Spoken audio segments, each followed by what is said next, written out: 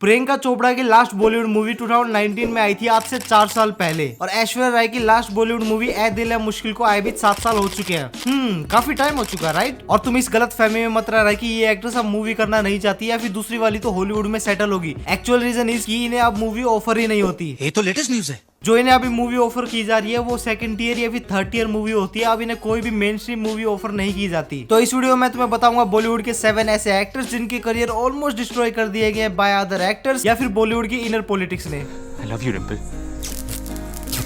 इमरान खान, नहीं ये वाला नहीं, बॉलीवुड वाला। इमरान खान वही आदमी है जिसकी रोमांटिक मूवीज देख के लड़कियां बावली हो जाती है। और अभी वही लड़कियां ट्विटर पे Imran Khan era is something amazing बोल के लाइक बटोर रही है। छोड़ो ये सब, मुद्दे की बात ये है कि इमरान खान ने अपना बॉलीवुड डेब्यू 2008 की मूवी जाने तू या जाने ना से की थी, जो कि एक कल्ट क्लासिक है। 2010 से लेकर 2015 तक उन्होंने दिल्ली बेली या फिर मेरे ब्रदर की दुल्हन जैसी हिट मूवीज में काम किया।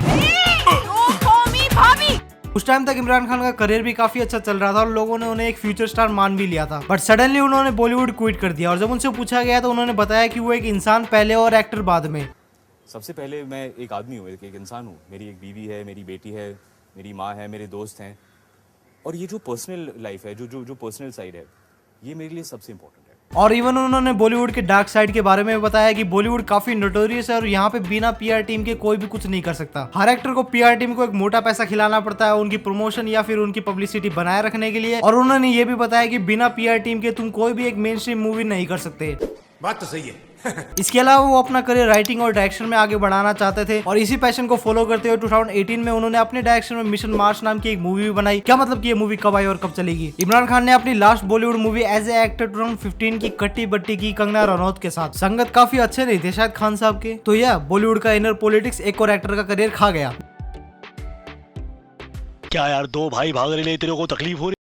90s के टाइम पे Govinda was a big thing और उन्होंने अपना बॉलीवुड डेब्यू 1986 की इल्जाम मूवी से किया था। और थोड़ी और मूवी करने के बाद उन्होंने Raja Babu, coolie number 1, hero number 1 जैसी हिट मूवीज में काम किया। लेट 90s के टाइम पे गोविंदा का करियर अपने पीक पे था बट उन्होंने 2004 में पॉलिटिक्स ज्वाइन करने का डिसीजन लिया। एंड वहाँ पे कुछ खासा नाव उखाड़ सकने के बाद उन्होंने अपना बॉलीवुड का सेकंड रन ट्राई किया 2006 की मूवी भागम भाग से, जो की एक इंस्टेंट हिट थी। शीतल तो शीतल है, शीतल अदिति तो नहीं है ना? नहीं, अदिति शीतल है।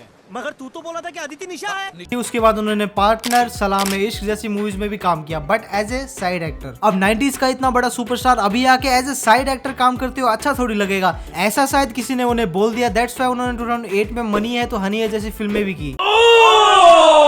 उनकी सोलो मूवी करने की जिद और उसके अलावा खराब मूवी के सिलेक्शन की वजह से उनका मार्केट में वैल्यू थोड़ा कम हो रहा था। और उसके ऊपर वो काफी कंट्रोवर्सीज में भी रहने लगे। फैंस को खुलेआम थप्पड़ मार देना या फिर हमारे भाईजान पे डायरेक्ट एलिगेशन लगाना रोल खाने का। उन्होंने बताया कि वो जुड़वा मूवी की शूटिंग को आधा स्टार्ट भी कर चुके थे बट मिड शूटिंग से उन्हें निकाल दिया गया और उसके नेक्स्ट दिन सलमान खान को कास्ट किया गया। इसके अलावा वो बॉलीवुड की इनर पॉलिटिक्स और नेपोटिज्म के बारे में तो बोलते ही रहते हैं। तुम्हारा क्या ओपिनियन है इस बारे में मुझे कमेंट में जरूर बताना।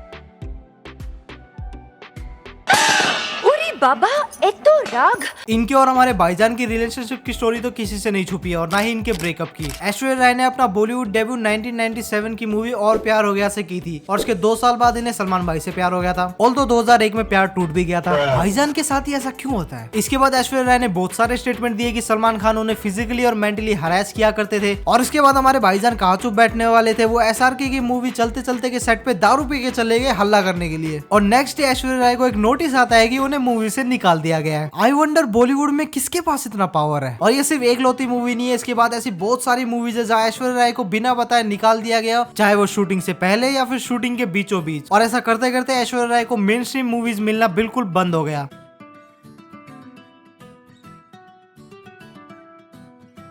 Hello there. जब बात भाईजान और ऐश्वर्या राय की हो रही है तो हम इन सब को कैसे इंक्लूड ना करें। विवेक ओबरॉय ने अपना बॉलीवुड डेब्यू 2002 की मूवी कंपनी से की थी जहां उन्हें अपने एक्टिंग के लिए काफी प्रेज किया गया था। और 2003 में इनकी और ऐश्वर्या राय की डेटिंग की न्यूज सामने आने लगी और उस न्यूज से एक बंदा शायद खासा खुश नहीं था। अकॉर्डिंग टू विवेक ओबरॉय, सलमान खान ने उन्हें आधी रात को 41 ड्रंक कॉल किया और उन्हें जान से मारने की धमकी तक दी। नेक्स्ट डे विवेक ओबरॉय ने एक प्रेस कॉन्फ्रेंस बुलाया जहाँ पे उन्होंने ये सारी बातें पब्लिकली सबको बता दी, जो की शायद उनके करियर की सबसे बड़ी गलती थी। और उसके बाद विवेक ओबरॉय को कोई भी मेन स्ट्रीम मूवी नहीं मिली, मेन स्ट्रीम क्या मूवी ही नहीं मिली। घाव तो अपनों के ज्यादा चुभते। ये नाम तुम्हें इस लिस्ट में सुन के थोड़ा सा भी शौक लगाओ तो तुम्हें मैं बता दूं कि प्रियंका चोपड़ा की लास्ट बॉलीवुड मूवी 2019 में आई थी, आज से 4 साल पहले, जो कि बॉक्स ऑफिस पे खासा कमाल नहीं कर पाई। अगर तुम लोगों को ऐसा लग रहा है कि प्रियंका चोपड़ा का हॉलीवुड में शिफ्ट होना, ग्लोबली पॉपुलर होना या फिर एक पॉप स्टार बनना है, तो तुम लोग गलत हो। एक इंटरव्यू में प्रियंका चोपड़ा ने बताया कि उन्हें बॉलीवुड से साइडलाइन किया जा रहा था और उन्हें कोई भी मेन स्ट्रीम मूवी ऑफर नहीं की जा रही थी। That's why she move to Hollywood. लेकिन हॉलीवुड में भी उनका करियर खासा अच्छा नहीं चल रहा, क्योंकि उनकी लास्ट वेब सीरीज और मूवीज एवरेज ही रही है। प्रियंका चोपड़ा ने अपना बॉलीवुड डेब्यू 2003 की movie hero a love story of A spy से की थी। इसके अलावा उन्होंने मैरी कॉम, बर्फी, क्रिश या फिर क्रिस्टी जैसी बहुत सारी हिट मूवीज में भी काम किया था। But suddenly she move to Hollywood. और एक इंटरव्यू में कंगना रनौत ने बताया कि प्रियंका चोपड़ा का हॉलीवुड मूव करने का रीजन करण जौहर है। पता नहीं ऐसे डेंजरस सिचुएशन में मैं ऑटोमेटिकली आगे कैसे आ जाता हूँ। अब इस बारे में कितनी सच्चाई है वो तो मुझे नहीं पता, लेकिन तुम अपने ओपिनियन कमेंट में जरूर बताना। इस औरत की बर्बादी की दुआ तो पूरा देश कर रहा था सुशांत सिंह राजपूत केस की वजह से। रिया चक्रवर्ती को काफी नेगेटिविटी फेस करनी पड़ी और इवन सुशांत की सिस्टर ने उन पे एलिगेशन लगाया कि रिया के सुशांत के लाइफ में आने के बाद ही सुशांत के लाइफ में प्रॉब्लम शुरू हुए थे। इसके अलावा नार्कोटिक केस में इन्वॉल्वमेंट के आरोप और ऐसी बहुत सारी रीजंस की वजह से इनका करियर ऑलमोस्ट डिस्ट्रॉय हो चुका है। 2012 की मूवी मेरे डैड की मारुति से इन्होंने अपना बॉलीवुड डेब्यू किया था। इसके अलावा वो तेलुगु मूवीज में भी काम कर चुकी थी। इसके अलावा इन्होंने 2021 की चेहरा मूवी में भी काम किया था और उसके बाद अब तक इनकी कोई भी मूवीज नहीं आई है और मुझे नहीं लगता कि इनको कोई भी मेन स्ट्रीम मूवी मिलने वाली है, फिर एक सोलो मूवी मिलने वाली है।